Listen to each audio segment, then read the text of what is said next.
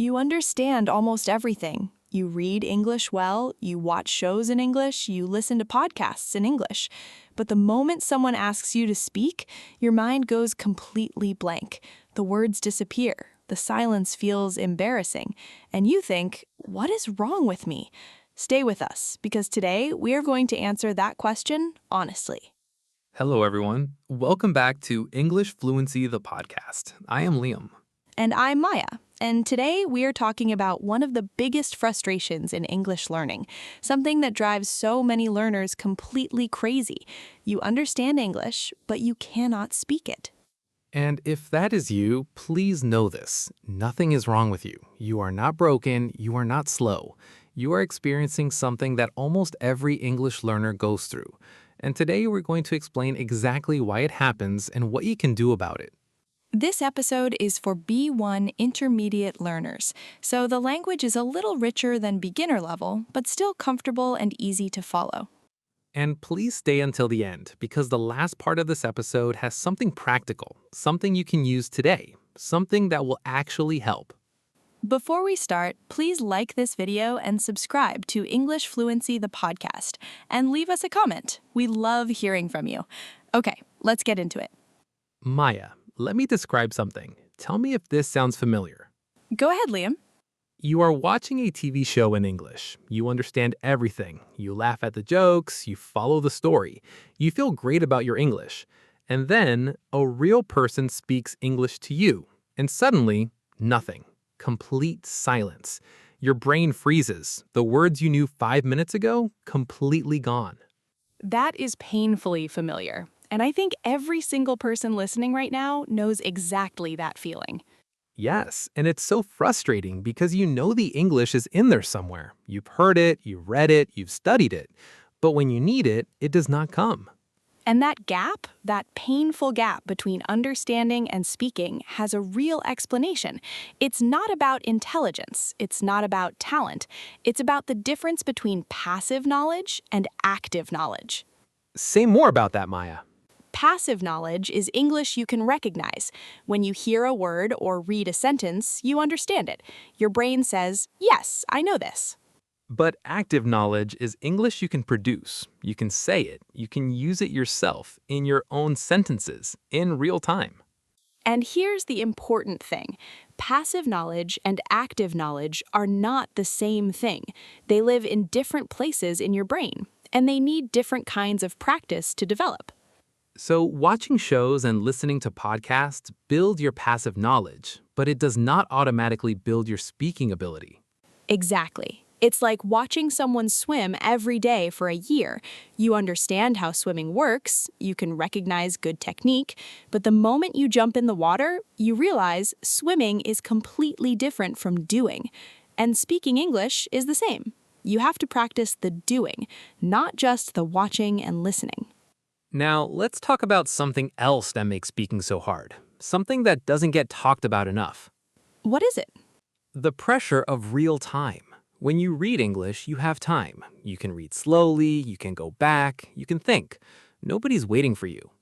But when you speak, there's no time. Someone asks you something, and you have seconds to understand, think, find the words, organize them correctly, and say them out loud.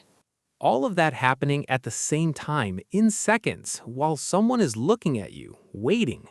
And that pressure, that time pressure, is something most learners never practice, because most English practice happens without any pressure at all.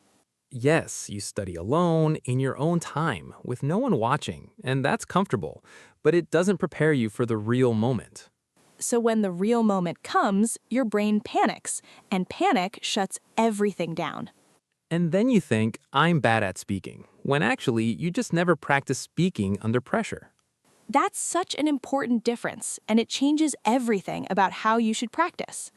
Okay, so we know why this happens. Now let's talk about what to do about it, because understanding the problem is only half the answer. The other half is the solution. Yes, and the solution is not complicated, but it requires consistency, small practice, every single day.